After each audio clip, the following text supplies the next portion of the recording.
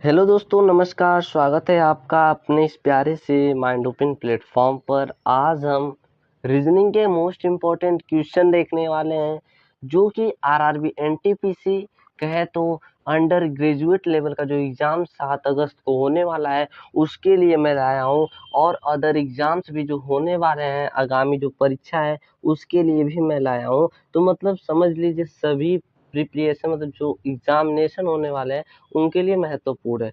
तो वीडियो अंत तक जरूर देखिएगा। अगर पसंद आ जाए ना तो एक लाइक भी कर दीजिएगा दोस्तों, ठीक है। तो चलिए स्टार्ट करते हैं। पहला क्वेश्चन देखिए, पहला क्वेश्चन क्या दिया गया आपके स्क्रीन पर दिख रहा होगा। और देखिए, समझाने का मैं पूरा प्रयास करूंगा और आप नोट कॉपी लेकर बैठिएगा, क्योंकि अगर आप पहले अपने से लगाने का प्रैक्टिस करेंगे तो आपका तैयारी कितनी है आप अपना अंदाजा लगा सकते हैं, ठीक है। मैं तो सिर्फ आपको क्वेश्चंस करा सकता हूँ, प्रैक्टिस करा सकता हूँ, लेकिन ये तो मुझे नहीं पता कि आपकी तैयारी कैसी है। तो कमेंट बॉक्स में बताइएगा जरूर, ठीक है। तो देखिए स्टार्ट करते हैं पहला क्वेश्चन। और पहला क्वेश्चन रहा आपकी स्क्रीन पर। देखिए, दी गई आकृति में कितने त्रिभुज हैं।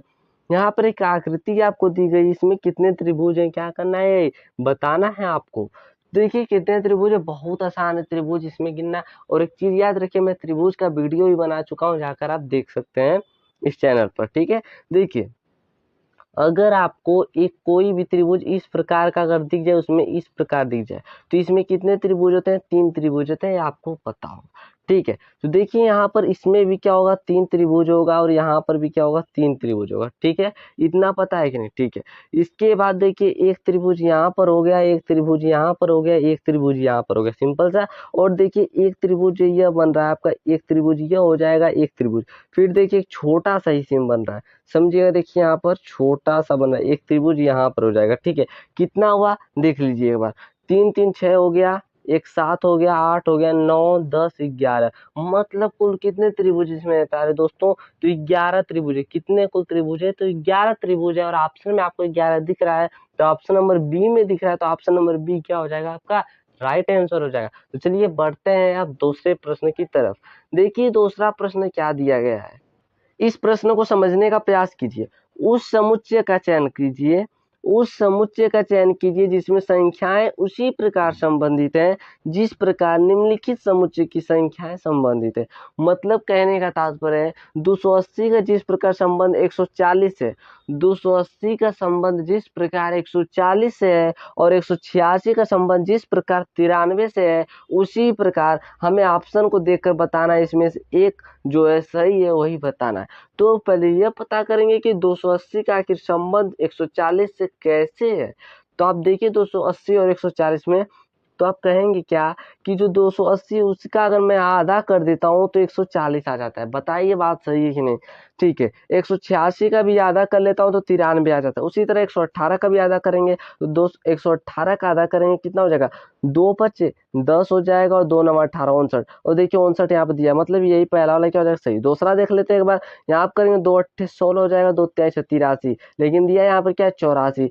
और यहाँ पर देखिए 52 का 92 का देख रहे, और 51 में, तो 52 का आधा करेंगे कितना हो जाएगा, 2 चौक 8 2 छक्का 12 46 होगा, लेकिन 51 दिया है। यहाँ पर 2 चौक 8 2 23 43 होगा, लेकिन 48 दिया है।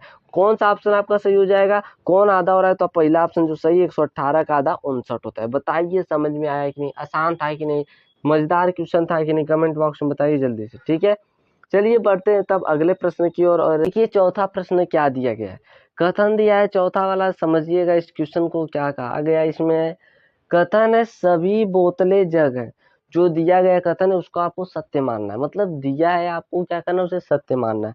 सभी बोतलें जग है, कुछ बोतलें फ्लास्क हैं, सभी फ्लास्क डब्बे मतलब बीन्स हैं, ठीक है। तो हम लोग इसको डायग्राम पहले बनाते हैं फिर समझेंगे। सभी बोतलें, मैं क्या बनाता हूँ यहाँ पर बोतलें बना देता हूँ, ठीक है, बोतलें हुआ। ये क्या है, सभी जो बोतलें हैं क्या है भाई, जग है, इसको जग के अंतर्गत बना लेता हूँ, ठीक है। इतना समझ में आया कि नहीं। कुछ बोतलें क्या दिया है समझिए, कुछ जो बोतलें हैं वो क्या है, फ्लास्क है। तो कुछ बोतलें क्या है, मतलब फ्लास्क हैं, इस प्रकार है, ठीक है। देखिए यहाँ पर ये कुछ बोतलें क्या है, फ्लास्क हैं, ठीक है। इतना समझ में आया, कुछ बोतलें फ्लास्क। फिर तीसरा है सभी फ्लास्क जो है, देखिए इसको मैं क्या कर लेता हूँ, फ्लास्क बना लेता हूँ, ठीक है। जो सभी फ्लास्क है वह क्या है, डब्बे हैं। तो देखिए जब जो सभी फ्लास्क उसको डब्बे बनाएंगे तो कुछ इस प्रकार होगा, ये क्या हो जाएगा, डब्बा हो जाएगा, मतलब डी से, ठीक है इतना। अब देखिए क्या दिया, निष्कर्ष क्या दिया गया है यहाँ पर, समझिएगा। कुछ बोतलें डब्बे हैं, कुछ बोतलें डब्बे हैं, देखिए यहाँ पर कुछ बोतल है, क्या डब्बे हैं क्या, देखिए कुछ बोतलें यहाँ पर आपको क्या दिख रहे हैं, डब्बे ही तो दिख रहे हैं, मतलब पहला कथन क्या है आपका, सही है। कुछ जग डब्बे हैं, देखिए जो जग आपको दिख रहा है, कुछ जग डब्बे नहीं दिख रहे हैं क्या, हरा देखिए ये वाला, यहाँ पे देखिए कुछ जग, यहाँ पे ये जग है, तो कुछ जग भी क्या है, डब्बे, इसलिए आप जो सेकेंड निष्कर्ष वो भी चाहिए। कुछ फ्लास्क जग है, देखिए कुछ फ्लास्क भी, अगर ध्यान से आप देखिए वाला जो फ्लास्क है, देखिए कुछ फ्लास्क देखिए जग के अंदर आ रहे हैं कि नहीं, यहाँ पर देखिए, ठीक है, तो ये भी कथन क्या होगा आपका, सही हो जाएगा, मतलब तीनों जो निष्कर्ष होगा वो क्या हो जाएगा, सही हो जाएगा। तो इसलिए ऑप्शन कौन सा सही होगा, ऑप्शन नंबर डी सही हो जाएगा, निष्कर्ष फर्स्ट सेकेंड थर्ड सभी अनुसरण करते हैं, ठीक है। तो चलिए बढ़ते हैं अब अगले प्रश्न की ओर और देखते हैं अगला प्रश्न क्या दिया गया है। यहाँ पर देखिए जो अगला प्रश्न है, दिए गए संख्या युग्मों में से एक को छोड़कर अन्य सभी में समान सक्रियाओं के अनुसरण किया गया वह संगत संख्या युग्म ज्ञात कीजिए। मतलब कहने का यही है कि इसमें तीन किसी न किसी प्रकार से समान है और एक असमान है, उसी को क्या करना है, हमें बताना है, ठीक है, बहुत आसान है, समझिएगा। यार देखिए 15 का 48 है, 11 का 33 है, 12 का 39 है, 13 का 42 है।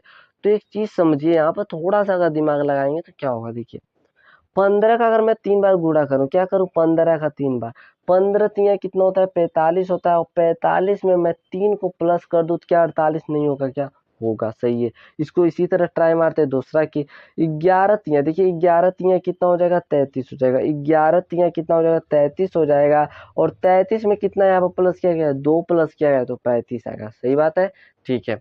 इसके बाद इसको देखते हैं, 12 का क्या करेंगे, 3 गुना कर देंगे, 12 तिहाई कितना हो जाएगा, 36 हो जाएगा, और 36 में क्या प्लस कर देंगे, 3 तो 39 हो जाएगा, ठीक है। फिर देखिए 13 का फिर क्या करेंगे, 3 गुना कर देंगे तो 13 तिहाई कितना हो जाएगा, 39 हो जाएगा, और 39 में 3 प्लस करेंगे तो 42 हो जाएगा। अच्छा, इसमें असंगत आपको कौन दिखा दोस्तों, कहेंगे आपको असंगत कौन दिखा, तो कहेंगे कि ऑप्शन नंबर जो बी है वही तो असंगत है, क्यों, क्योंकि देखिए सब में 3 प्लस इधर हुआ, इधर सब में 3 प्लस हुआ, लेकिन जो ऑप्शन नंबर बी उसमें 3 नहीं प्लस हुआ है बल्कि 2 प्लस हुआ, इसलिए संगत कौन सा होगा, ऑप्शन नंबर बी होगा, ठीक है, इसलिए option number b is correct answer. तो चलिए बढ़ते हैं अब अगले प्रश्न की ओर और देखते हैं अगला प्रश्न क्या दिया गया है। यहाँ पर छठवां प्रश्न दिया गया है, देखिए एक से अधिक पदों के लिए आवेदन करने वाले व्यक्तियों की कुल संख्या कितनी है, मतलब एक से जो अधिक पद के लिए जो आवेदन करे वो कितनी है व्यक्तियों की संख्या, ठीक है। तो समझिए, ये जो देखिए जो टीचर का है, इंजीनियर का है, या अकाउंटेंट का है, ठीक है, यहाँ पे देखिए मतलब एक से अधिक, तो देखिए ये तो बेचारा बस टीचर वाला ये भी खत्म हो जाएगा, 42 ये भी, इंजीनियर बस है 56 वाला ये भी खत्म, जो बचा उसको क्या करिए, प्लस कर लीजिए, तो 4 बचा, 3 बचा, 6 बचा, 8 बचा, तो 6 4 10 13 हो जाएगा, 13 में 8 प्लस करेंगे कितना हो जाएगा आपका, 21 हो जाएगा, कितना हो जाएगा 21, और 21 ऑप्शन में दिख रहा है क्या, तो ऑप्शन नंबर ए में दिख रहा है, तो ऑप्शन नंबर ए क्या हो जाएगा आपका, करेक्ट हो जाएगा, ठीक है, आसान था। चलिए बढ़ते हैं अगले प्रश्न की तरफ और देखते हैं अगला प्रश्न क्या। एक निश्चित कूट भाषा में KIOS को LJRTL लिखा जाता है, FLM को GMDNF लिखा जाता है, उसी कूट भाषा में इंजॉय को कैसे लिखा जाएगा, यही बताना है आपको, ठीक है। इसको देखिए कैसे बताएंगे। यहाँ पर देखिए दोस्तों क्या हुआ है, ज्यादा कुछ नहीं हुआ है, यहाँ पर बहुत आसान है, बस समझना है। इसमें देखिए के से एल आया है, ठीक है, यहाँ पर देखिए के से क्या हुआ, एल आ गया है, के से एल में कहेंगे +1 हुआ, आई से देखिए यहाँ पर क्या हुआ, जे बना, इसमें भी +1 हुआ, लेकिन यहाँ पर देखिए ओ से आ रहा है, इसमें क्या हुआ है, प्लस का 3 हुआ है, फिर देखिए एस से टी आया, प्लस का 1 हुआ है, के से एल आया, प्लस का 1 हुआ, मतलब सब में प्लस का 1 हुआ, लेकिन बीच वाले में क्या हुआ, प्लस का 3 हुआ है, ठीक है। उसी प्रकार देखिए फ्लेम एफ से क्या हुआ, +1 हुआ तो जी आया, एल से क्या हुआ, +1 हुआ तो एम आया, ए में +3 करेंगे तो डी आएगा, एम में +1 करेंगे तो एन आएगा, और ई में +1 करेंगे तो एफ आएगा, ठीक। उसी प्रकार हम लोग क्या करेंगे, इंजॉय का लिखेंगे, क्या करेंगे, इंजॉय का करेंगे, इंजॉय का करिए आप, देखिए क्या होगा, इंजॉय का अगर आप करेंगे तो देखिए क्या होगा, यहाँ पर ई में क्या करेंगे, 1 प्लस करेंगे तो एफ हो जाएगा, एन में 1 प्लस करेंगे तो क्या हो जाएगा, ओ हो जाएगा, जे में कितना प्लस करेंगे, अब 3 प्लस करेंगे, तो जे में जब 3 प्लस करेंगे तो एम हो जाएगा, ओ में क्या प्लस करेंगे तो ए प्लस करेंगे 1, तो P हो जाएगा, Y में 1 प्लस करेंगे तो Z हो जाएगा, FOMPZ आ जाएगा। तो ऑप्शन नंबर कौन सा करेक्ट हो जाएगा? ऑप्शन नंबर C इस करेक्ट आंसर हो जाएगा। ठीक है, तो उम्मीद करता हूँ बहुत आसान था। चलिए बढ़ते हैं अब अगले प्रश्न की तरफ और देखते हैं अगला प्रश्न क्या दिया गया है।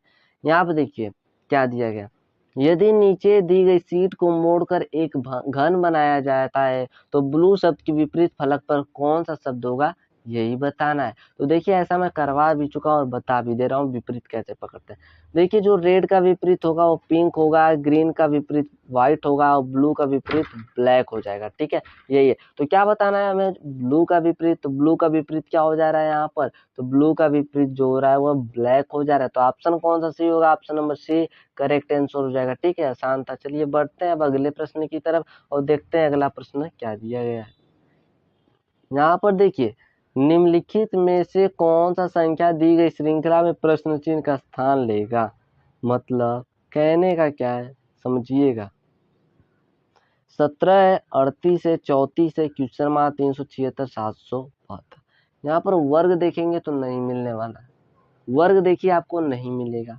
ठीक है, 17 का वर्ग करेंगे तो 38 तो होता नहीं, कुछ बड़ी संख्या चलती जा रही है। समझिएगा यहाँ पर क्या हुआ है। ठीक है, देखिए दोस्तों यहाँ पर क्या हुआ है, समझिए। 17 38 है, अगर मैं 17 का क्या करता हूँ, 17 का अगर मैं 2 गुना कर देता हूँ तो कितना हो जाएगा, 34 हो जाएगा। 34 में अगर मैं 4 को प्लस कर दूं, क्या 38 नहीं होगा, क्या होगा।